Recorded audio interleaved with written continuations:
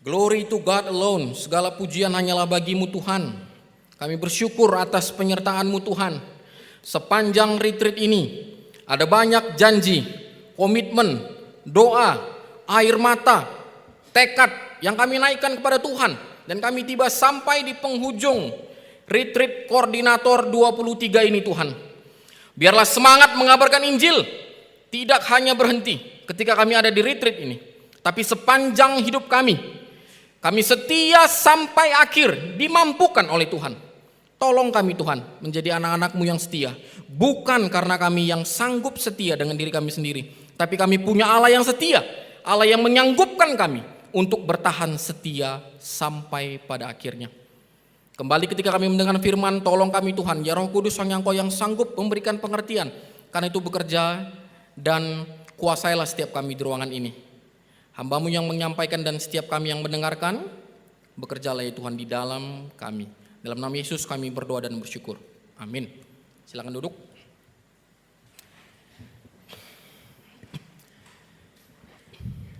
Masih semangat? Di jam-jam rawan ya. Semuanya kelelahan. Retreat gini idealnya 3 hari, 4 hari, ya 5 hari. Kita padatkan, kita paksa dalam 2 hari di bulan yang suci ini ya. Untuk semoga kita masih bisa fokus ya. Di sesi terakhir, sesi penutup, kita harus pulang ya. Mau nggak mau kita harus pulang. Kadang enak kali retreat ini ya, nggak mau pulang kayak gini lah terus setiap hari ya. Tapi kapan ya untuk kita kembali diutus balik ke kampus, lakukan apa yang selama ini kita dengarkan ya. Kita akan bahas ya, kita akan berjumpa atau lebih tepatnya berpisah gitu ya dengan Rasul Paulus di suratnya yang terakhir. Ya, kita mau lihat babak terakhir hidup Rasul Paulus. Nanti kita akan belajar dari 2 Timotius 4 ya, sesuai tema kita. Finishing well, mengakhiri dengan baik. Saya punya banyak pengalaman pribadi dengan 2 Timotius 4 ini. Ya, dari awal ngomong KKRJ itu eksposisi 2 Timotius dan sangat melekat ya di aku dan Bang Alex pembicara utama waktu itu, dan banyak sekali ya yang masih kuingat di luar kepala apa yang disampaikan Bang. Jadi yang mungkin kusampaikan pun ya banyak yang ku dapat kutiru dari Bang Alex ya. Dan juga ini cukup membantu persiapanku ya, 2 Timotius eksposisi dari John Stott. Eksposisi 2 Timotius. Saya mulai ya dengan satu kalimat yang bisa kita renungkan baik-baik. Perhatikan, banyak orang yang memulai dengan baik, tapi sedikit sekali yang mengakhiri dengan baik. Aku ulangi ya, banyak orang yang memulai dengan baik, tapi sedikit sekali yang mengakhiri dengan baik. Ya, aku nggak tahu kalimat ini kalimat pesimis, optimis, atau realita yang kita lihat. Mari pikirkan sama-sama, benar nggak? Banyak orang yang memulai dengan baik, awal-awalnya bagus, ya, tapi sedikit sekali yang setia sampai akhir, finishing well. Kita akan belajar dari surat terakhir Paulus. Ya, kita buka dari 2 Timotius 4. Di hari pertama aku cerita ya, ujungnya kisah Rasul 28 itu Paulus di penjara Roma. Ya kan? Catatan Lukas di kisah Rasul berakhir di situ, kisah 28. Paulus memberitakan Injil di Roma. Setelah kisah 28 apa? Masuklah surat-surat Paulus itu, 13 suratnya. Oke, jadi masuk ya Paulus. Hal yang terjadi kemudian adalah ya Paulus itu dipenjara sebagai tahanan rumah selama 2 tahun. Ini konteks kisah 28 ya. Dia diperbolehkan menerima tamu dan memberitakan Injil pada mereka. Dan selama masa ini Paulus menulis surat kepada Efesus, Filipi, Kolose, Filemon. Ya, sekitar tahun 63 Paulus sempat dibebaskan. Beberapa tahun setelah itu Paulus melanjutkan pengabaran Injilnya, dan selama itu Paulus menulis surat 1 Timotius dan Titus. Paulus kemudian tertangkap lagi sekitar tahun 67. Kali ini dibawa ke Roma, dan kali ini dia ditempatkan di dalam penjara bawah tanah dan siap dihukum mati. Nah, kitab 2 Timotius ini ya ditulisnya dalam masa tahanan penjara yang kedua di Roma. Masa tahanan Paulus ya berakhir dengan kematiannya sebagai martir. Jadi kita lihat ya tulisan terakhir Paulus. Bagaimana kita sesi 1 pengenalannya akan Tuhan. Sesi 2 bagaimana dia mengerjakannya dan bagaimana dia mengakhirinya. Gila emang satu orang Rasul Paulus. Dari dalam penjara pun Injil terus yang dipikirkannya. Aku boleh mati tapi Injil jangan. Kita udah dari kos-kosan ber-AC, dikasih ruang kebaktian yang bagus. Ya, kira-kira semangat Injilnya lebih kuat mana? Kadang-kadang aku lihat ya kampus-kampus yang banyak tantangannya itu jauh lebih bertumbuh daripada kampus-kampus yang nyaman. Jadi aku setuju ya dengan kalimat bahwa itu ya there is no growth ya in the comfort zone and there is no comfort in the growth zone. Makin kau nyaman, makin gak ada pertumbuhan. Makin kau tertantang, makin bertumbuh. Jadi kalau kampusmu sekarang adem ayem, coba koreksi ya, lagi memang betul-betul gak ada tantangan atau memang lagi gak ngerjain apa-apa. Mari kita buka 2 Timotius 4 ya. Timotius ini ditemukan Paulus di Kisah Rasul 16 ya. Kemudian jadi anak rohaninya. 2 Timotius 4 ya. Yang ganteng bersama dengan saya akan baca ayat yang ganjil. Yang cantik bersama yang cantik lainnya baca ayat yang genap. Oke? Yang enggak tahu baca bagian yang mana tanya sebelahnya ya. Kira-kira aku baca yang mana ya? Perikopnya penuhi panggilan pelayananmu. Oke, lagi-lagi 3, iya. Di hadapan Allah dan Kristus Yesus yang akan menghakimi orang yang hidup dan yang mati, aku berpesan dengan sungguh-sungguh kepadamu demi penyataannya dan demi kerajaannya.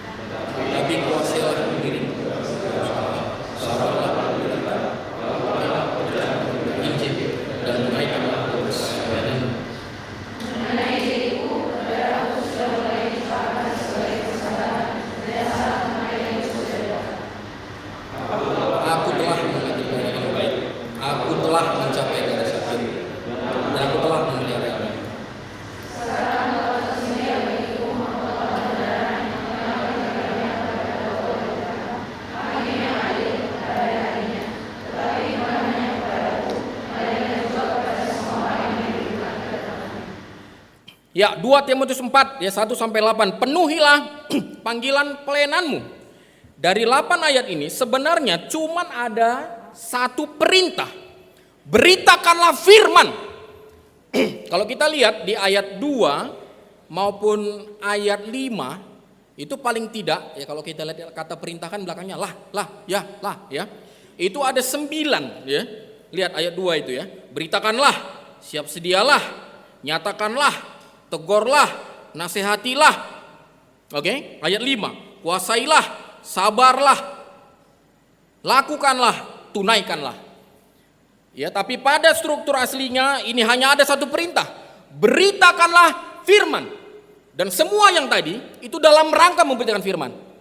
Beritakanlah firman, cuman itu yang mau sampaikan Timotius. Semua sesi kita ini sebenarnya cuma bicara satu hal. Beritakan Injil Kerajaan Allah, beritakan firman. Enggak tahu udah kurang besar apa lagi tulisan itu untuk dibawa pulang. Mau font ukuran berapa pun beritakanlah firman, cuman itu intinya. Pulang dari sini beritakan firman. Tadi aku baca pilar doa ke sana ya, kondisi-kondisi kampus.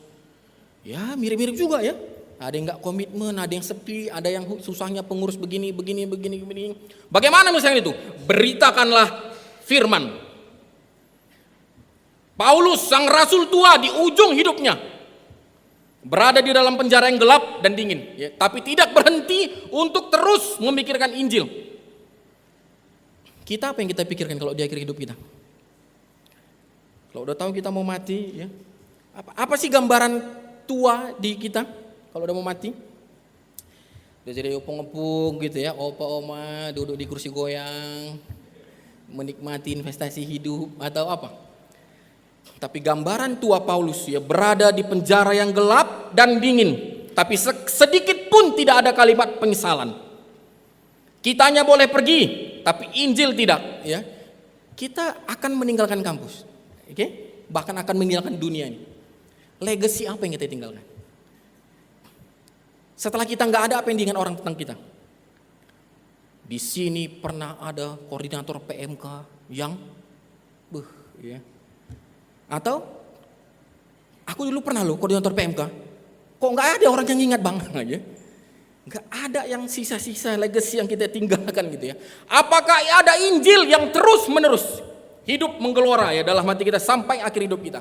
Semangat, ambisi, kasih apa mula-mula itu dapat memudar seiring berjalannya waktu ya, sehingga penting untuk terus fokus pegang itu. Dan Paulus konsisten bicara tentang ini. Dari semua surat Paulus, dari semua pembahasan kita, tidak ada hal lain bagi Paulus yang paling penting selain Injil. Karena ini urusan hidup dan mati orang. Bukan hanya di dunia ini, tapi dalam kekekalan. Dari tempat yang paling suram itu, tempat yang tidak dihargai manusia, penjara dan hukuman mati yang di ujung tanduk. Tapi karena kehendak Allah, Paulus ada di sana, dan Paulus mengambil kesempatan detik-detik terakhir hidupnya ini tetap menyampaikan satu hal penting, satu tugas utama kepada penerusnya Timotius. Ini surat regenerasi, surat terakhir Paulus. Tidak lama setelah ini dia dipancung, dipenggal kepalanya karena dia Roma, ya, jadi dia nggak disalib. Timotius, teruskan pemberitaan Injil ini. Masih banyak orang yang belum dengar Injil ini, Timotius. Teruskan, sekarang giliranmu. Dengan ini caramu menyelamatkan orang-orang berdosa. Ya, baru kita masuk bagaimana cara untuk memberitakan firman ini ya. Siap sedialah, nyatakanlah, tegurlah, nasihatilah ya. Ini kualitas-kualitas yang harus ya terus diingatkan kepada kita sepanjang jadi pengurus. Yang pertama, siap sedialah, baik atau tidak baik waktunya. Ini konteksnya waktu itu, kalau raja ingin mengumumkan sesuatu, ya dia pakai bentara. Bentara itu orang yang pengumuman kalau di film-film di depan raja dia. Untuk menyampaikan berita dengan suara yang keras dan jelas. Ada berita dari raja yang ingin mau disampaikan. Dan satu kualitas bagi seorang bentara adalah selalu siap sedia. Ketika ada berita, sampaikan. Ketika ada berita, sampaikan. Gak ada alasan untuk, tunggu dulu, gak siap. Nanti aja. Ini. Karakter, kualitas si bentara ini. Nah, itu yang Paulus ingatkan kepada Timotius. Jadi orang yang kayak gitu, Timotius. Yang selalu siap sedia. Tidak ada alasan. Dan ini present ya, always present ya. Terus menerus. Baik atau tidak baik waktunya. Pada segala kesempatan, cocok atau tidak cocok. Apakah artinya kita memberitakan Injil asal libas? Asal pokoknya beritakan Injil tanpa lihat apa-apa? Enggak, tadi kita udah bicara tentang konteks 1 Korintus 9, ya kan? Bahwa lihat konteks. Jadi baik atau tidak baik waktunya ini bukan bicara kondisi di luar diri kita, tapi di dalam diri kita. Siap tidak siap beritakan Injil. Karena seringkali pemberitaan Injil kendala utamanya bukan masalah luar, tapi masalah si pemberita yang gak siap. Begitu banyak kesempatan-kesempatan berita Injil yang disia-siakan, dilewatkan hanya karena si pemberita gak siap. Ini juga jadi peringatan bagi kita gitu ya, untuk senantiasa siap sedia pada diri kita dan menangkis kemalasan untuk alasan-alasan. Kenapa turun pelayananmu?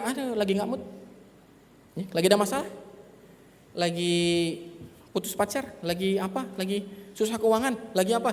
Baik atau tidak baik waktunya. Paulus bilang, jadi bentara itu. Kau pemberita yang tidak ada alasan untuk urusan-urusan pribadi. Kalau dirimu masih disibukkan dengan urusan-urusan pribadi begitu, coba pikirkan lagi. Tadi sesi 2 kita sudah membahas ya tentang bagaimana untuk memanage hidup supaya efektif semua pemberitaan Injil ini. Selesaikanlah ya dengan dirimu. Sekali lagi, jangan jadi orang yang diurus untuk pengurus. Kau harus siap, karena ini tentang penghidupan banyak orang ya, jemaat yang Tuhan percayakan. Sehingga ketika ada kesempatan dalam hikmat Tuhan, kita dimampukan melakukan pemberitaan Injil itu. Kata waktu yang digunakan di sini adalah kairos, kesempatan. Tahu ya, waktu itu ada 2, kronos ya kan. Ini tanggal berapa sekarang? 2 Maret. Tahun depan ada lagi nggak 2 Maret? Ada ya. 2 Maret 2026, 2 Maret 2007 itu kronos, berulang, dia akan ada lagi Senin, hari ini Minggu, besok Senin, minggu depan Minggu lagi. Tapi kairos, kita ketemu ya, Dalam RK 23 kalian dengarkan aku khotbah tentang 2 Timotius, kau tengok kanan kirimu. Kondisi kayak gini ini gak akan terulang lagi. Nah, ini kairos, kesempatan. Gak akan berulang kayak gini. Nah, akan ada waktunya, kata Paulus. Ini kesempatan yang gak akan berulang. Karena itu manfaatkan. Ya, kita seringkali sadar tidak sadar hidup kita diamati oleh sekitar kita gitu kan ya. Makanya gak heran Paulus sering bilang bahwa hidup kita itu kitab terbuka. Apa yang mereka baca ketika melihat hidup kita? Pernah gak temanmu bilang gitu? Lu kok beda ya?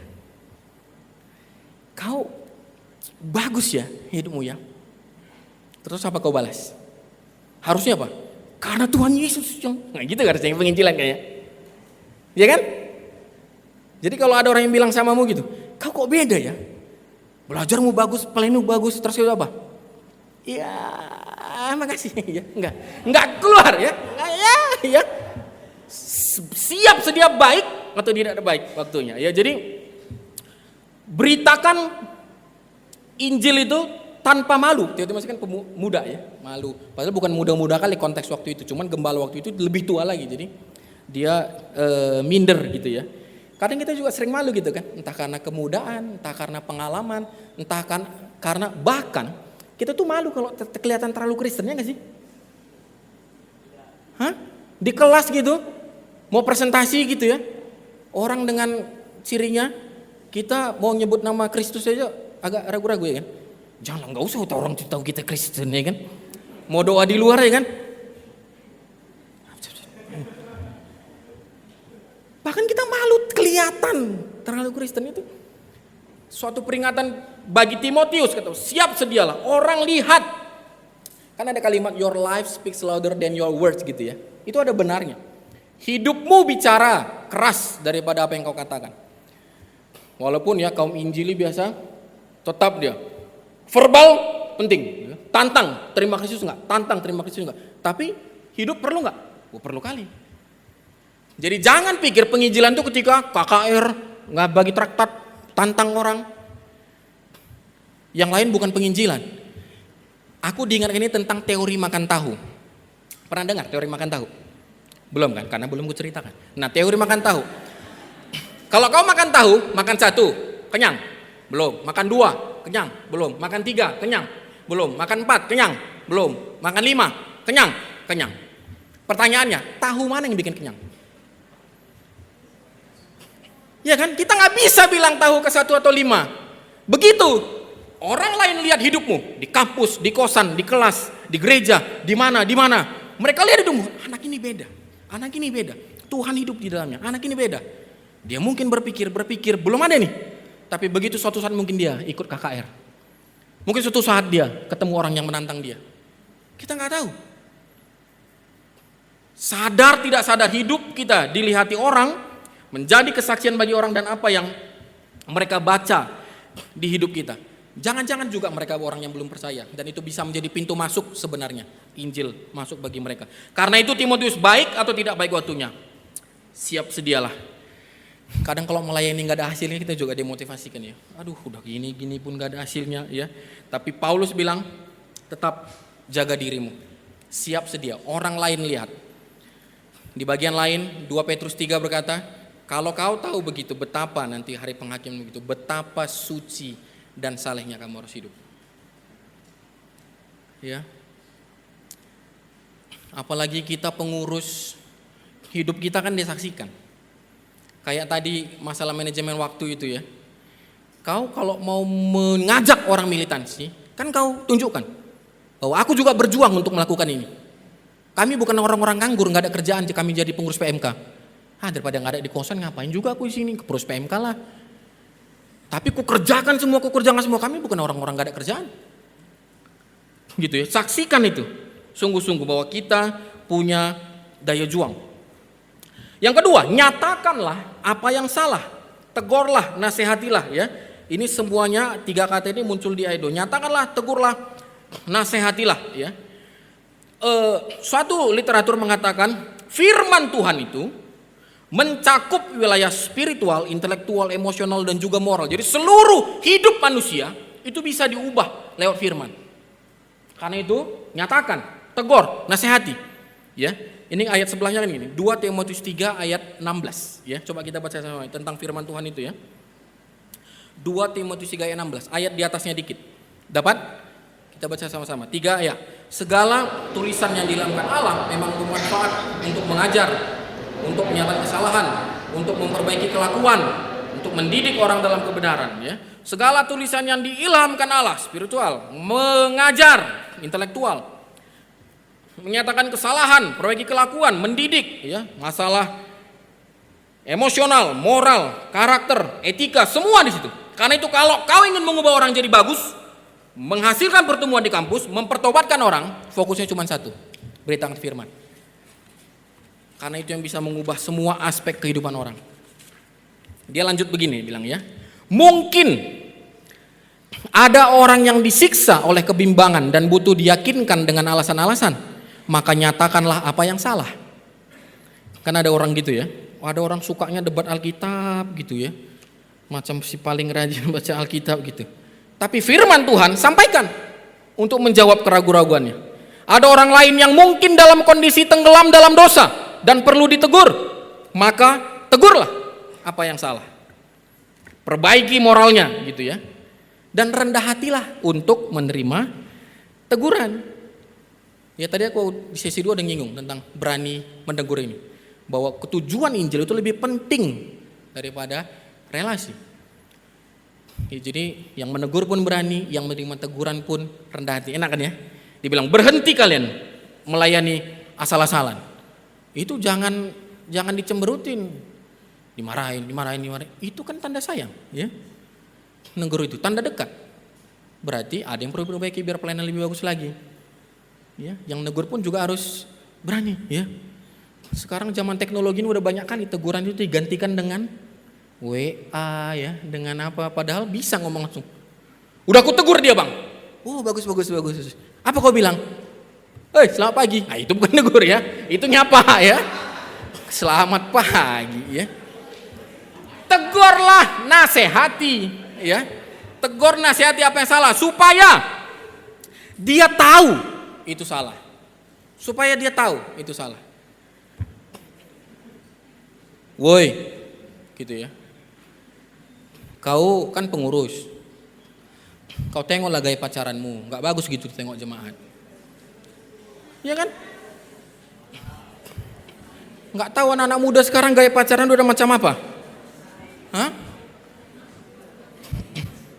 Apa sih batas pacaran? Boleh atau enggak? Bang pegangan tangan boleh nggak? Wow boleh, boleh bang, katanya boleh bang, ya. Bang dia bilang boleh bang. Ya kau lah yang tahu batasnya. Batas orang beda-beda, ya kan? Orang cara beda-beda. Ada orang begitu pegangan tangan udah korslet dia. Berarti jangan pegang tangannya. Dan kau tahu, ya, kenapa kau sering melakukannya di tempat yang agak-agak tersembunyi? Karena kau tahu kalau dilihat orang itu nggak bagus. Berarti kan kau tahu itu nggak bagus, maka jangan lakukan. Kadang pengurus tapi nempel terus. Terus kau bilang kau khotbah tentang kekudusan, tentang ini. Apa yang orang lihat? Maka kau sebagai koordinator, tegurlah. Nggak bagus kayak gitu ya.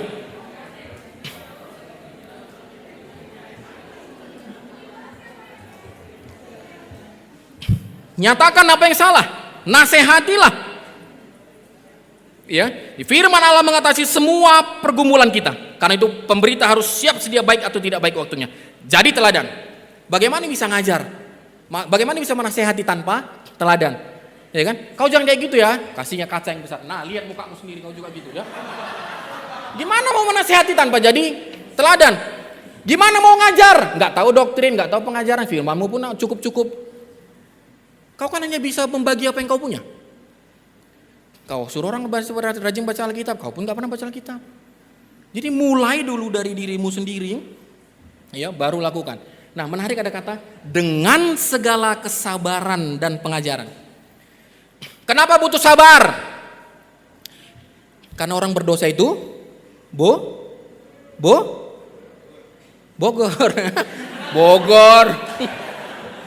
bodoh ya. Bodoh. Degil, ya. Orang berdosa itu degil, dibilangin nggak bisa. Bahasa Inggrisnya jugul, ya. NIV-nya toker. Jugul dia, toker. Dibilangnya bisa. Kalau dulu Bang Sagala, Bang Alex itu bilang butupul, ya. Buta tuli tumpul. Begitulah kondisi manusia berdosa. Buta tuli tumpul. Udah tahu dia nggak baik, tetap dilakukan. Udah tahu itu dosa, udah tahu dia merusak, tetap dia nikmati. Dibilangin nggak bisa. Akhirnya kita nggak ngerti kok bisa dilakukannya ini, gitu ya. Kalau ke kampus-kampus atau ke pemuda gereja, seringkali tanya itu, Bang, rokok dosa nggak? Kan nggak ada di Alkitab katanya. Udah macam si paling rajin baca Alkitab ya. Kalau dia udah nanya, udah pakai Alkitab ya. Padahal kayak pernah aja dibacanya. Jawabnya apa itu kayak gitu? Bang, rokok dosa nggak? Betul, rokok dilarang merokok nggak ada di Alkitab ini ya. Dilarang merokok nggak ada di sini. Adanya di pom bensin ya. Sana tengok pom bensin dilarang rokok ada di sana. Jadi belajar kau dari pom bensin. Bawa Alkitab lagi ya. Tapi tadi beritakan firman. Ini kayak Yesus dicobai kan ya. Si iblis pakai firman. Yesus balas dengan firman. Ada tertulis, ya kan? Setan pun pakai ayat tuh. Walaupun asal comot-comot ayat, ya kan? Nggak utuh kan? Ayat yang dicomot si iblis tadi. Sama ya si setan tadi kan? Sama kayak si setan perokok yang nanya ini ya. Sosok nggak ada di Alkitab. Tapi balas sama firman. Apa firman yang mau kita sampaikan sama orang kayak gini? Ingat 1 Korintus 10 ayat 31. Ya, jauh itu. Paulus bilang, jika engkau makan atau jika engkau minum atau melakukan apapun, lakukanlah itu untuk kemuliaan Allah. Jadi pikirkanlah, rokok itu memuliakan Allah nggak? Dia bilang, memuliakan Allah dong bang. Kuisap dalam-dalam, kukeluarkan asapnya, membentuk salib dan semua sujud menyembahnya. Itu kan bahasa orang degil kan? Ada aja jawabannya. Zaman-zaman orang nggak nyambung ya kan? Doanya Tuhan berikan aku kesehatan, yang dilakukannya siang malam. Tuhan dengar nggak doa kayak gitu? Aku yakin ya Tuhan dengar aja, cuma dijawab dia, woi nggak nyambung kau, ya berhenti kau. Doamu minta kesehatan, yang kau lakukan nggak nyambung sama yang kau doakan. Sabar kata Paulus. Ada orang-orang yang harus dinasihati sekali, nggak bisa 2 kali, nggak bisa 3 kali, terus. Tapi ngerasa merasa paling hebat. Kan kita gitu juga ya dulu waktu zaman masih berdosa. Dibilang nggak bisa nggak. Aku dulu kelompok kecil ya. Untung dapat PKK yang sabar. Dia di sana aku, wis ada dia ya lari. Wis ada dia lagi di sini. Untung ini sabar. Kalau nggak aku pun terhilang mungkin entah di mana sekarang. Bersyukur, berhutang aku sama orang-orang kayak gitu. Saudara bukan, keluarga bukan, mau aja dia untuk pertobatanku. Entah siapa orang ini. Akhirnya mau juga aku, dagingnya bisa khotbah aku sekarang, ya. Sabar, ada yang bisa sekali 2 kali, nggak bisa ya mereka buta tuli tumpul. Itu banyak lagi ya, dosa-dosa lain yang kita nggak nyambung, yang nggak bisa kita. Omongan-omongan aku nggak tahu ya, gen sekarang ini ada aja kata-katanya, ya. Tapi kalau dibilang ya, itu kan nggak omongan kotor bang. Paulus bukan hanya menasihati omongan kotor, tapi yang berguna membangun nggak? Iya kan?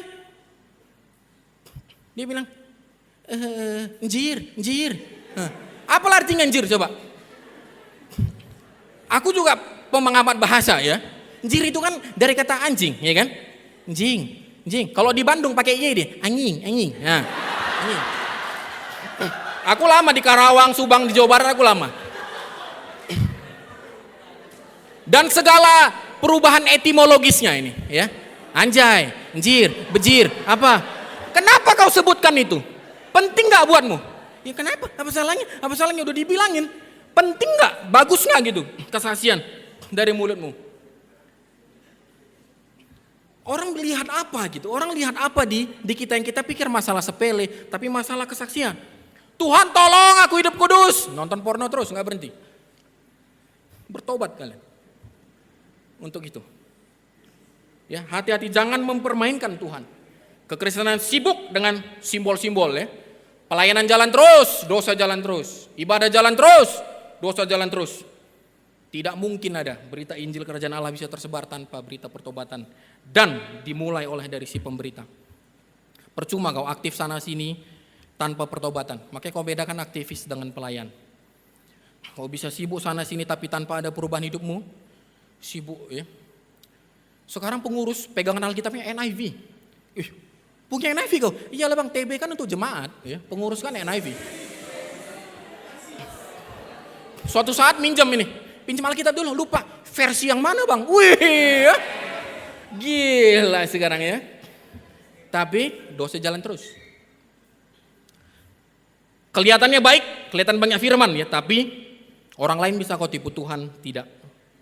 Nyatakanlah, tegurlah, nasihatilah dengan segala kesabaran. Ya, jadi sabar kalau banyak. Pelayanan kalau instan pun kita curiga, pertobatan orang cepat-cepat kali, ya kan? Jadi sabarlah, nggak ada yang cepat instan untuk suatu hal yang kekal. Jangan kompromi dengan dosa ya, jangan normalisasi dan jangan takut menegur gara-gara takut orang pergi tersinggung, akhirnya dia terus dalam dosa, tidak ada perubahan, bahkan mungkin dia tetap melakukan dosa karena dia tidak tahu dan tidak ada yang memberitahu kalau itu dosa. Bina orang baik-baik sampai dia berakar dalam firman lalu bertumbuh. Ini kalau tadi aku bilang ya, mahasiswa baru, PMK, alumni. Kalau ngeliat produknya kan alumni nih ya.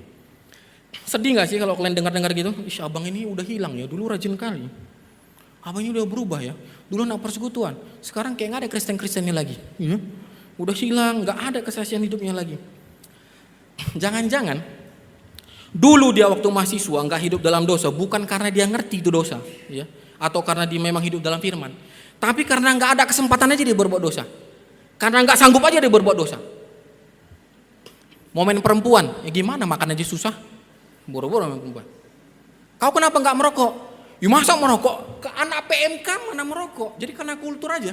Masa sih anak PMK merokok? Bukan karena tahu itu salah, tapi karena nggak ada yang merokok. Berarti nggak merokok. Kau kenapa nggak nyontek? Kenapa kau tetap mengerjakan tugasmu sendiri? Nggak kopas, nggak pakai AI, nggak pakai apa tipu-tipu, nggak pakai yang lain-lain. Kenapa kau kerjakan sendiri? Anak PMK.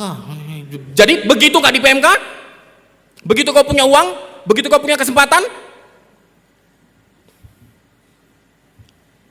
jadi jangan-jangan orang ya gitu, bukan karena dia mengerti kemudian tidak melakukannya. Dan kita dengar kejatuhannya berapa tahun kemudian. Banyak orang yang memulai dengan baik, tapi sedikit seorangnya yang bisa mengakhiri dengan baik. Kalian tahu perkantas kan? Persekutuan kantong terbatas ya. Yang tiap bulan defisit, tiap tahun defisit tiap bulan ya. Padahal tiap tahun kita bina ratusan siswa mahasiswa. Ini aja udah berapa ratus nih ya. Harusnya kan berapa tahun lagi kalian balik kan, jadi alumni, melayani mana-mana, punya uangnya ke perkan ya.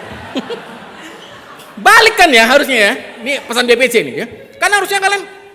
Tapi berapa orang binaan perkantas yang balik untuk tetap melayani di perkantas, entah itu dayanya, entah itu doanya, entah itu uangnya, entah itu dananya. Berapa orang? Sedikit kali. Setahun paling 5 doang tentu rutin. Selebihnya mungkin panitia yang menghubungi. Itu pun cepat-cepat kalian ganti nomor WA biar nggak dihubungi, ya kan? Panitia RK 30 mungkin kalian dihubungi kan? Abang peserta RK 23 ya? Kami ini bang dari panitia. Biasanya ada ayat-ayatnya ya. Bang 2 Timotius. Ya. Ujungnya tolong bang transfer. Tolong bang transfer. Tapi kan itu wajar. Kau sudah nikmati. Teruskan dong supaya generasi bawahmu tetap bisa nikmati. Siapa yang melihara pelayanan ini? Kalau bukan orang yang sudah nikmati lebih duluan gitu. Jadi tolong staff-staff ya, catat nama-nama peserta ini ya. Jangan biarkan mereka ganti nomor WA ya. Kita tengok ya. Jangan semangat-semangat nih RK 23. Sepulang RK 5 tahun lagi, 10 tahun lagi, 20 tahun lagi. Kalau kita jumpa apa yang kita saksikan? Masihkah kita bertahan setia sampai akhir? Bang, ketemu 20 tahun lagi. Bang kawas, pembicara RK 23 itu. Iya bang, gimana hidupmu sekarang? Aku makin mirip bang 2 Timotius 3. Makin cinta diri, cinta uang ya, cinta dunia. Bagian-bagian yang hancur rupanya dia ya. Atau ku dengar kalian sudah jadi apa di sana, ku dengar kalian, janganlah ya. Nggak ada yang lebih menyakitkan daripada mendengar kejatuhan orang yang sudah terbina. Sebaliknya, Rasanya sangat meneguhkan, menguatkan melihat kesaksian-kesaksian alumni senior yang bisa bertahan, melihat abang kakak yang makin tua tapi pun masih terlibat dalam pelayanan. Gak ada yang lebih menguatkan dari itu. Aku ingat Bang Peter Jacob satu kali, "Was, kau teruskan pelayananmu, ya, tetap di mimbar-mimbar." Aku itu terus kulakukan. Mungkin orang-orang itu pun lupa pesi khotbah kita, tapi yang mereka nggak lupa teladan hidup kita. Mereka lihat, abang itu masih pelayanan, abang itu masih pelayanan, abang itu masih pelayanan. Dan itu yang diingatnya. Nggak penting dia masih ingat apa yang kita bilang atau nggak, dia bilang gitu. Siap sedialah, nyatakanlah, tegurlah, ya. Dan itu butuh kesabaran, nggak ada yang instan. Selanjutnya, selanjutnya. Kalau tadi Timotius ke orang lain, sekarang Timotius ke dirinya sendiri. Dan kau anakku Timotius, ini personal sekali ya. Ini kan surat pastoral tapi personal. Tim, kata Paulus ya. Siapa panggilannya kira-kira ya? Tim, ya. Kuasailah dirimu, Tim, dalam segala hal. Sabarlah menderita. Lakukanlah pekerjaan pemberitaan Injil. Tunaikanlah tugas pelayananmu. Ya, dalam bahasa aslinya ada kata but you sebelum ayat 5 itu ya. Tetapi engkau Timotius, kuasailah dirimu. Tadi nanti kita bahas di ayat 3-4 Paulus menjelaskan tentang kondisi manusia. Akan ada orang begini-begini, zaman makin sulit Timotius. Tapi walaupun orang begitu, tetapi engkau berbeda Timotius. Jangan ikuti mereka. Itu pentingnya kata but you di situ, tapi nggak masuk dalam terjemahan LAITB. But you Timothy, tetapi engkau Timotius, engkau berbeda. Yang lain boleh mengikuti arus zaman ini, tetapi engkau berbeda Timotius. Kuasai dirimu. Bahasa aslinya stand firm. Berdiri teguh, jangan goyang. Yang lain mungkin mundur, yang lain mungkin undur, tapi kau berdiri. Kuasai dirimu, berdiri teguh. Ini kalau dikupas sesuatu, panjang kali ini ya. Kita nggak mungkin bisa ngupas lebih singkat lagi dalam satu sesi. Sabarlah menderita, ya. Endure hardship, tekun, bertahan, sekalipun sulit. Jangan langsung cepat-cepat mundur. Ya, di Roma Paulus bilang kan, bagaimana mereka bisa dengar kalau mereka ada yang beritakan? Karena itu bertahanlah. Mereka harus dididik dalam kebenaran supaya mereka tetap bertahan. Jangan mundur dan tunaikanlah tugas pelayananmu. Ini berarti jangan setengah-setengah, tapi sampai akhir, selesaikan, tuntaskan, finishing well. Ini peperangan yang berat, tidak mudah, tapi Timotius anakku, jangan mundur, setia. Dan perintah-perintah yang kuat ini bukan diberikan tanpa alasan. Paling tidak ada 3 alasan. Yang pertama, karena Kristus akan datang. Kemudian karena kondisi zaman. Dan karena kondisi Paulus sendiri. Kita masuk yang pertama. Karena Kristus akan datang, karena itu beritakanlah firman. Apa yang kata Paulus sampaikan? Di hadapan Allah dan Kristus Yesus yang akan menghakimi orang yang hidup dan yang mati. Aku berpesan dengan sungguh-sungguh kepadamu, Timotius, demi penyataannya dan demi kerajaannya. Wah, ini indah kali ya, ini mulia sekali. Ini kan kalimat yang kita ucapkan tiap minggu di pengakuan iman rasuli. Akan datang dari sana untuk menghakimi orang yang hidup dan yang mati. Paulus ingin mengingatkan Timotius.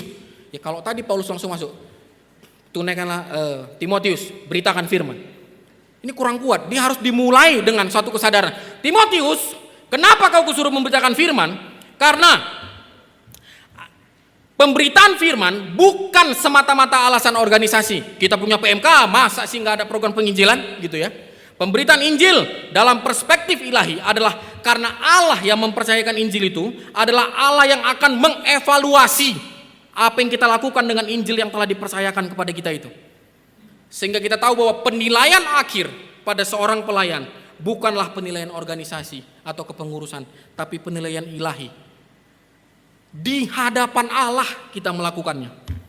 Dan dia ingatkan siapa Allah itu? Kristus Yesus yang akan menghakimi orang hidup dan yang mati demi penyataannya dan demi kerajaannya. Penyataan itu menggunakan kata epifani ya. Menunjukkan peran Yesus sebagai hakim, tapi juga kerajaannya, tema kita. Yesus nanti akan datang sebagai hakim dan raja Timotius. Kalau Yesus yang adalah hakim dan raja seluruh dunia itu yang akan mengevaluasi setiap detail kehidupan kita, apa yang akan dia nilai dari hidup kita? Kalau Yesus saat ini mengevaluasi kehidupan kita sebagai hakim dan raja. Bagaimana dia mendapati kita, mendapati hidup dan pelayanan kita. Sadar nggak kita, setiap yang kita lakukan, setiap detik hidup kita ini adalah hidup di hadapan Allah yang maha melihat dan matanya maha tembus sampai ke dalaman hati kita. Yang sering disebut secara teologi namanya coram Deo. Ya. R.C. Sproul ini berkata tentang coram Deo, bagus banget ini ya. The big idea of Christian life is coram Deo. Ya, coram Deo captures the essence of the Christian life. This phrase literally refers to something that takes place in the presence of or before the face of God. To live coram Deo is to live one's entire life in the presence of God, under the authority of God, to the glory of God. Okay. To live in the presence of God is to understand that whatever we are doing and wherever we are doing it, we are acting under the gaze of God. It involves recognizing that there is no higher goal than offering honor to God. Persembah hidup kita, ya, our lives are to be living sacrifices, oblation, persembahan yang diberikan untuk kemuliaan dan rasa syukur pada Tuhan. Kita hidup di hadapan Allah yang maha hadir, maha tahu. Makanya indah kali itu kalau kalian nikmati ucapan berkat, ya. Tuhan menghadapkan wajahnya kepadamu. Wah, itu suatu sisi cukup menggetarkan. Bahwa kita hidup selalu dipandangi oleh Tuhan. Sehingga enggak macam-macam. Menggetarkan. Tapi sisi lain sangat meneguhkan. Kenapa?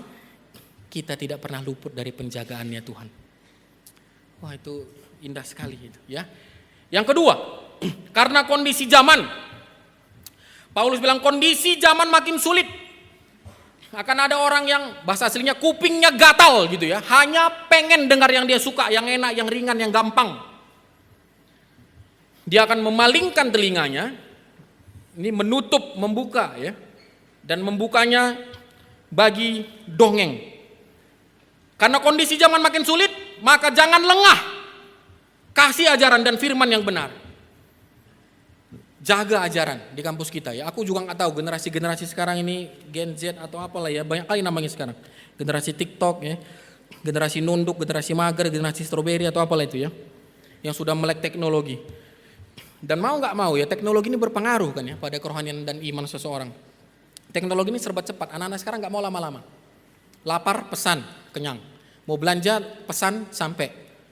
Doa sekali dua kali nggak dijawab, nggak peduli aku sama Tuhan. Ya kau jawab doaku. Gimana ya menghadapi jemaat-jemaat yang begini? Ngomong penderitaan sama orang begitu ya, ikut pikul salib begitu. Gimana ya? Seorang pendeta mengatakan begini ya, saudara dan saya dipanggil tidak hanya menjadi pemberita, tapi juga penderita. Pertanyaannya, kok mau-maunya jadi penderita? Kalau dipanggil untuk pesta, siapa yang gak mau? Dipanggil untuk menerima hadiah, semua orang mau. Tapi kalau dipanggil untuk menderita, oh tunggu dulu. Mari sekarang saudara silakan datang, silakan mampir. Nanti saya berikan penderitaan. Siapa yang mau? Keraguan-raguan inilah yang akhirnya melahirkan antara lain Injil sukses. Injil sukses mengajarkan siapa yang tidak tertarik kalau orang dipanggil untuk sukses. Asal percaya sakit penyakit akan hilang.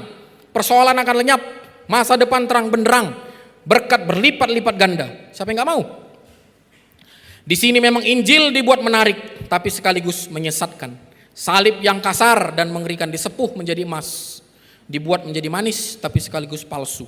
Di satu pihak saya melihat keadaan orang Kristen yang semakin lama semakin sulit, tantangan semakin besar. Oleh karena itu kita harus menjadi orang Kristen yang gigih, kuat dan ulet, tahan banting, atau kita akan tersisih. Bukan tidak mungkin kita bahkan tersapu bersih. Tapi pada saat yang sama saya melihat Kristen yang bertumbuh populer di tempat-tempat yang nyaman, yang mewah. Ajaran Kristen membuat kita menjadi orang-orang Kristen manja yang dibiasakan hidup enak. Jika menyanyi, nyanyian yang gampang. Jika khotbah yang gampang. Cukup mendengar, tidak usah berpikir. Padahal di luar dunia ini semakin keras. Jangan turunkan standar kebenaran firman. 3 kali sesi ini terus kita disampaikan. Kadang aku kalau diundang pembicara kampus banyak kali pesan-pesannya. Abang bisa pelayanan? Bisa bang. Bang nanti jangan ini ya, jangan ini ya, jangan ini ya. Nanti khotbahnya jangan berat-berat kali bang ya. Emang aku bawa apa? Bawa lemari, bawa apa ya? Apa berat-berat ya? Nanti jangan gini ya bang. Kami suka ngundang abang ya. Soalnya kadang abang orangnya lucu-lucu ya. Pelawak kali gue dikirain ya. Kalau mau lucu-lucu jangan undang aku. Undang sana siapa? Boris Bokir, Indra Jegel, siapalah komika-komika itu.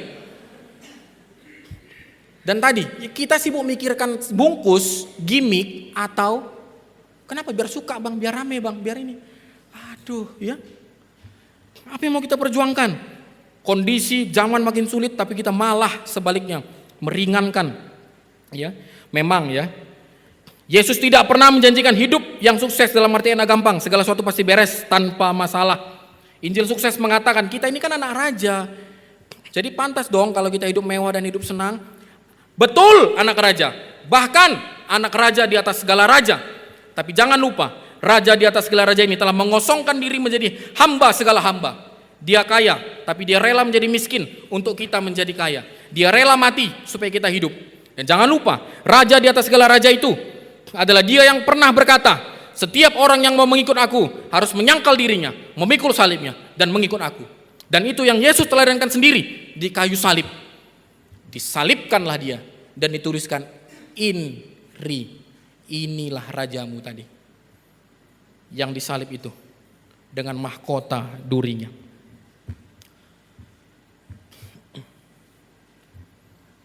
Berapa banyak gereja dan kampus yang masih setia berkhotbah dengan ikut Yesus, siap pikul salib, rela menderita. Gak ada jemaatnya kali.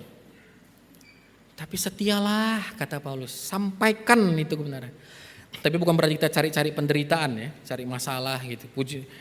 Ikut Tuhan juga bukan berarti gak ada enaknya sama sekali gitu ya. Tapi enaknya kita, nikmatnya mengikut Tuhan, bukan diukur dari kuantitas-kuantitas yang didapat dari dunia.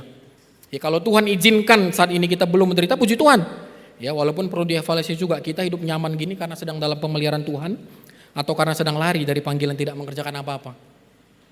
Lari dari panggilan bisa nyaman gak? Oh bisa. Jangan pikirkan kau kalau lari dari panggilan gelisah kau. Yunus 1, nah kau lihat. Lari dari panggilan, yang dia kerjakan apa? Tidur ngorok. Badai gitu besarnya tidur dia bisa. Maka seorang hamba Tuhan waktu bahas Yunus 1 ini dia bilang ya, jangan berpatokan lagi pada perasaan kita yang sudah cemar ini. Orang yang bersalah pun bisa tenang, menjauh dari Tuhan pun bisa nyaman. Ya, tapi ya, kalau saat ini Tuhan izinkan penderitaan, tenanglah. Lewatilah, sabarlah menderita. Karena akan nanti diganti dengan kesenangan abadi yang kita nikmati bersama-sama dengan Tuhan. Lagian penderitaan-penderitaan kita apa sih ya? Kayaknya kayak penderita banget kadang-kadang pengurus PMP ini kalau sharing, bang kami itu ya. Belum ada kan yang pernah disalib di sini kan? Udah ada yang pernah. Aku udah sampai disalib bang, enggak kan? Baru capek ya kan, baru tersinggung, baru habis uang, habis waktu dicuekin atau sabar. Setia sampai akhir. Yang ketiga, terakhir, karena kondisi Paulus, ya. Jadi Timotius tetap beritakan firman, karena Tuhan yang akan mengevaluasi hidupmu. Yang kedua, karena kondisi zaman makin sulit, terus beritakan firman. Yang ketiga, karena kondisiku. Aku udah waktunya mati sekarang. Dia mau bilang, Timotius, it's your time, this is your time. Orang boleh berganti, tapi pesan Injil harus teruskan ke generasi berikutnya. Ya, menarik sekali bagaimana Paulus menggambarkan tentang kematiannya, ya. Ayat 6, ada dua gambaran yang dibuat situ. Darahku sudah mulai dicurahkan. Ini konteks waktu itu di dalam persembahan makan minum gitu, ya. Misalnya kita makan, minum, itu ada penuangan air terakhir, sebagai tanda habis. Ini kalau dalam konteks sederhana dan agak kampungan gitu ya. Kalau di kampung kami kadang masih gitu ya. Habis kita makan, cuci tangan, minum, kayaknya disisa-sisakan segini gelasnya, baru dicurah, gitulah dibuat cuci tangan, habis gitu ya. Itulah darahku sudah mulai dicurahkan. Tapi dalam konteks persembahan ya. Jadi sudah dalam tahap itu hidupku Timotius. Paulus melihat hidupnya, ya makanya tidak ada sedikit pun ada keluhan di sini. Dia melihat hidupnya sebagai persembahan bagi Tuhan, bahkan setia sampai tetes terakhir. Ya, Nggak ada dia mengeluh-mengeluh. Aduh sial kali masa itu aku, kau tengoklah hidupku ini Timotius, penjara gelap kayak gini, kau tengoklah ini. Nggak ada. Paulus tidak pernah menyesali kehidupannya, bahkan menggambarkan kematiannya dengan sangat indah, ya, bukan menakutkan, sebagai persembahan yang sempurna. Kita nggak tahu akhir hidup kita seperti apa, tapi teruslah berdoa, Tuhan tolong Tuhan, jangan sampai di akhir hidup kita ya kita meratapi nasib. Kenapa ya aku bisa kayak gini? Kenapa ya? Andaikan dulu ya. Atau mampukah kita berseru seperti Rasul Paulus? Terima kasih Tuhan, ini persembahan hidupku. Kalau Tuhan mau ambil saya sekarang, saya siap. Saya sudah memberikan yang terbaik buat Tuhan. Kapanpun Tuhan panggil, saya siap. Dan ini ilustrasi yang kedua yang Paulus sampaikan. Kematianku sudah dekat. Ke ayat 6. Kematianku sudah dekat. Kalau kalian lihat NIV, kata kematian di sini dipakai kata my departure. Apa artinya my departure? Di mana kalian sering lihat tulisan departure? Bandara ya. Indah sekali bagaimana Paulus menggambarkan kematian itu sebagai keberangkatan. Dan dalam bahasa aslinya ini menjelaskan dua istilah keberangkatan ini. Pertama seperti orang membongkar tenda. Ya, membongkar tenda, dan Paulus sudah pernah bicara ini di 2 Korintus 5 ya. Paulus sadar betul bahwa hidup di dunia ini bukan permanen. Jadi jangan pernah bangun hidupmu permanen di dunia ini. My kingdom, this is my life. Jaga mulutmu, gitu ya. Kalau bangsa kalian, jaga mulutmu. Jangan kau bilang it's my life. Siapa yang punya hidupmu? Siapa yang kau jamin? Siapa yang bisa menjamin kau hidup 2 menit lagi? Enggak ada. Adik iparku sudah sebulan kondisi kritis dan tidak sadarkan diri, umur 35. Dari sehat-sehat habis melahirkan, pecah pembuluh darah sampai detik ini tidak sadar-sadar. Dan dokter pun sudah hampir setengah angkat tangan. Setiap kali aku lihat grup istriku, udah kupikir itu kabarnya, gak tahu kita. Seperti jam pasir, sebentar aja. Seperti lilin pendek, meleleh aja sebentar. Tapi kondisi kematian yang Paulus sampaikan indah. Keberangkatan seperti mau pergi, bongkar tenda. Udah waktunya pindah Paulus, ayo Tuhan panggil. Oh iya Tuhan, bongkar, berangkat. Istilah yang kedua itu seperti melepaskan tali tambatan kapal. Ya, kapal mau berangkat, lepaskan talinya. Itu my departure. Lepaskan talinya. Dadah. Luan ya, udah dipanggil. Indah kali kan kematian begini, gak ditakutkan. Apa gambaran kematian dia kalian ya?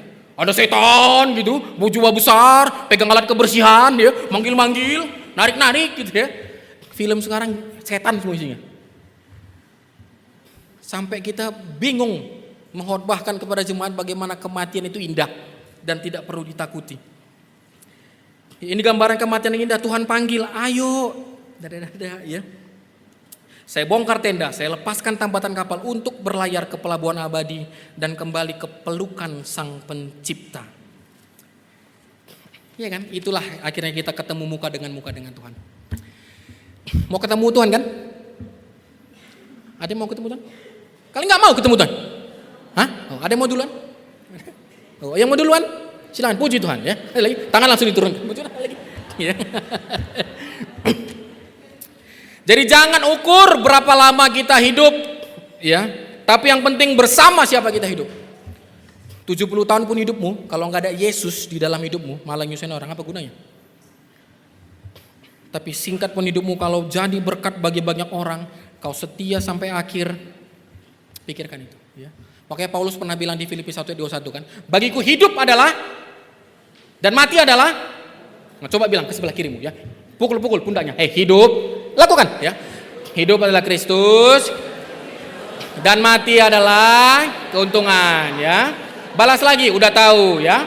Balas lagi ke sebelahnya, kau juga hidup dan mati adalah ya. Lakukan ayo ya.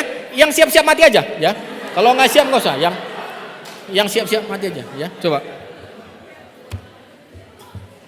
Kemudian di ayat 7 dibilang 3 kali ya, bagaimana Paulus mengevaluasi hidupnya sendiri.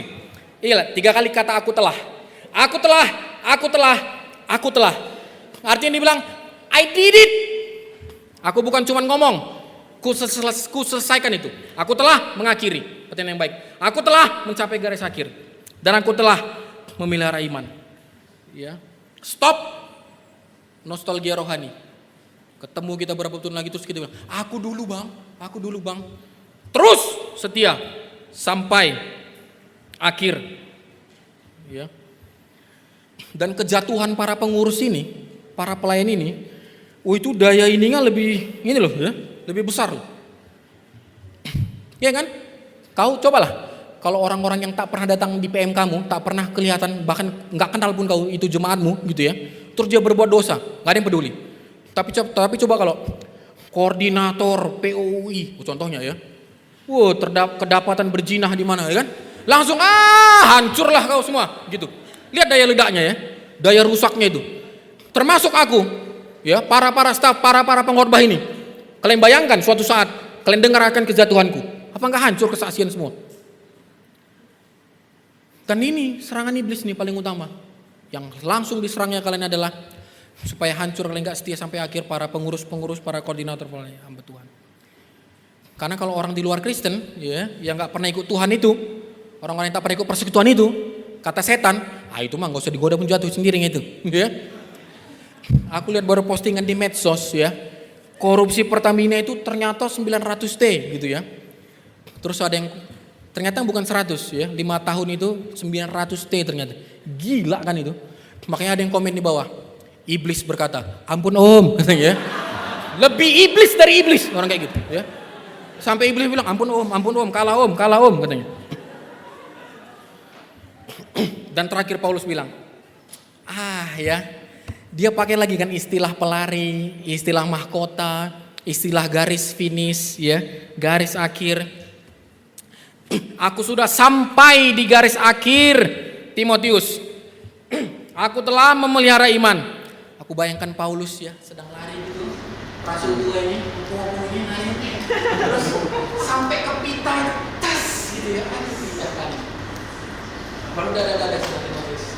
Ini nama Timotius. Ini tongkat estafet. Aku selesai. Dan aku lakukan apa yang sudah. Aku telah memelihara dan sampai aku. Aku bilang sama istriku, kalau aku mati tulis ini di nisanku. 2 Timotius 4:7. Aku mau ayat itu di nisanku. Istriku Misni, kalau kau dengar kau ingatkan lagi. Ya. Aku telah. Paulus mengingatkan, apresiasi terbesar, approval utama kita adalah dari Tuhan dan bukan yang lain. Mahkota kebenaran. Dan ini diberikan oleh ayat 1 tadi. Si hakim yang adil tadi. Wah, ayat ini dibuka dengan figur Allah sebagai hakim dan raja. Ditutup dengan Allah sebagai hakim dan raja. Dia sendiri yang mengevaluasi. Dan dia berkata, engkau hambaku. Ini mahkotamu. Engkau setia. Engkau baik. Misi Injil tidak pernah selesai sampai Tuhan Yesus datang kedua kali. Paulus sudah selesai. Sekarang giliran Timotius. Dan surat ini adalah surat deklarasi dan juga buat kita. Lanjutkan pemberitaan Injil. Pesan ini sampai kepada kita. Setia sampai akhir hidup. Sampai ketika pertanggungjawaban itu diminta oleh Allah yang mengevaluasi hidup kita. Yang kita rindukan, Sang Tuhan akan berkata seperti ini. Mari yang perempuan baca ayat yang 21, laki-laki baca ayat yang 23. Oke? 3 perempuan, 3 ya.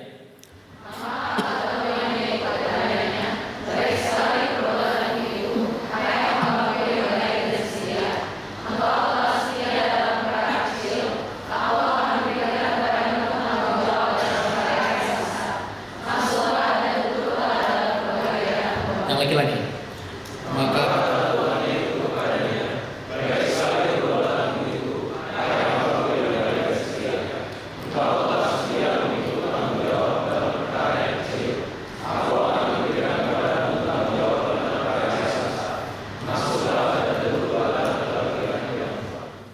ya, bukan masalah 5 talenta atau 2 talenta.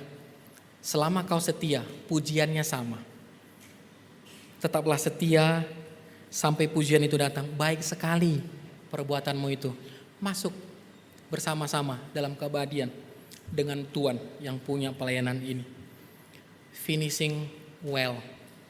Banyak orang yang memulai dengan baik, tetapi sedikit sekali yang mengakhiri sampai setia, sampai akhir dengan baik. Mari kita berdoa menundukkan kepala. Ke depan. Mari kita berdoa dan merenungkan secara pribadi 2 hari retreat ini. Sesi 1, sesi 2, sesi 3, dan sesi-sesi pendukung lainnya telah memperlengkapi kita. Dan saat ini kita akan pulang ke kampus kita masing-masing menjadi pengurus-pengurus yang diperlengkapi, yang siap untuk dipakai Tuhan, membawa jiwa-jiwa bagi Tuhan.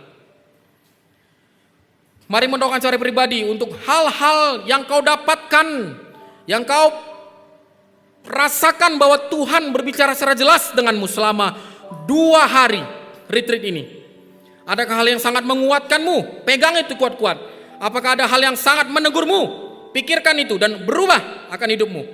Adakah hal-hal yang sangat meneguhkanmu? Pegang itu dan lakukan. Mari ambil doa secara pribadi, renungkan itu.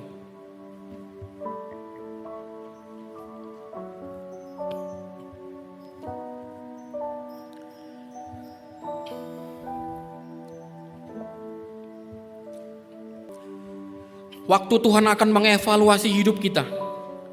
Apakah Dia mendapati kesetiaan itu ada di dalam hidup kita? Dunia butuh firman. Generasi demi generasi akan berlalu. Dan pesan pemberitaan Injil ini sampai kepada kita saat ini. Beritakanlah firman. Siap sedialah baik atau tidak baik waktunya. Nyatakanlah, tegurlah, nasihatilah, kuasailah dirimu. Tunaikanlah, tuntaskanlah tugas pelayananmu. Misi Injil belum pernah selesai. Tapi selagi aku hidup untuk memberitakan Injilnya. Dan kalau Yesus datang kedua kalinya dan akan mengevaluasi hidup kita, apakah kita bisa berkata seperti Paulus juga? Aku telah mengakhiri pertandingan dengan baik. Aku telah mencapai garis akhir. Aku telah memelihara iman. Banyak yang memulai dengan baik, tapi sedikit sekali yang mengakhirinya dengan baik. Bagaimana dengan kita semua yang ada di sini? Biarlah perintah untuk memberitakan Injil ini kita bawa terus dalam kehidupan kita sampai pada akhirnya kita didapati sebagai hamba-hamba yang setia. Bukan hanya mengejar kesuksesan dunia dan bahagia, tapi bertahan sampai pada akhirnya. Apapun kondisi zamannya, pegang terus, berdiri teguh, stand firm. Lakukan pelayanan di hadapan Allah yang akan menghakimi orang hidup dan yang mati. Sang Raja yang akan mengevaluasi pelayanan kita. Mari berdoa sungguh-sungguh. Ya Tuhan, aku mau belajar. Tuhan berjuang setia sampai akhir. Bukan karena aku setia, aku sering gagal, tapi karena Tuhan Engkau setia dan Engkau memampukan aku untuk setia.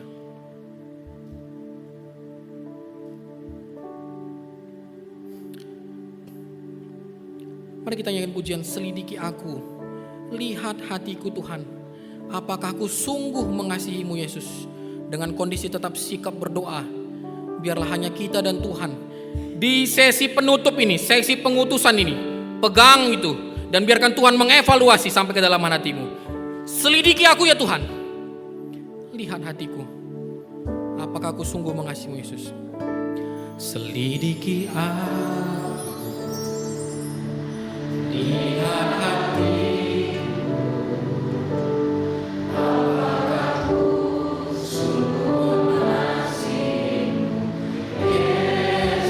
Yang maha tahu sampai kedalaman hatiku yang paling dalam dan menilai setiap kehidupan kita.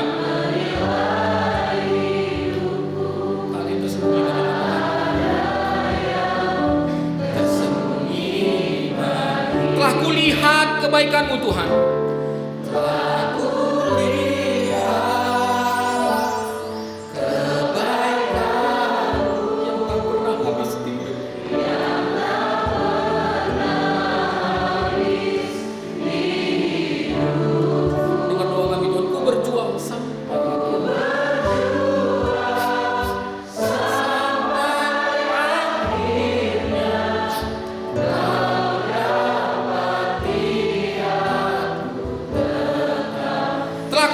Kebaikanmu Tuhan yang tak pernah habis di hidupku.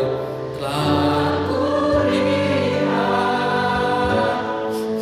kebaikanmu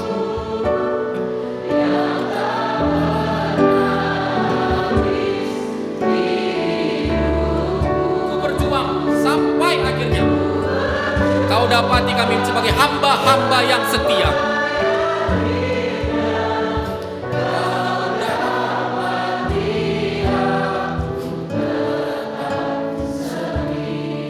Sambil musik terus melalui, izinkan saya saat ini bertanya kepada teman-teman sekalian. Saat ini di hadapan Tuhan yang mengenal hati kita sampai yang terdalam.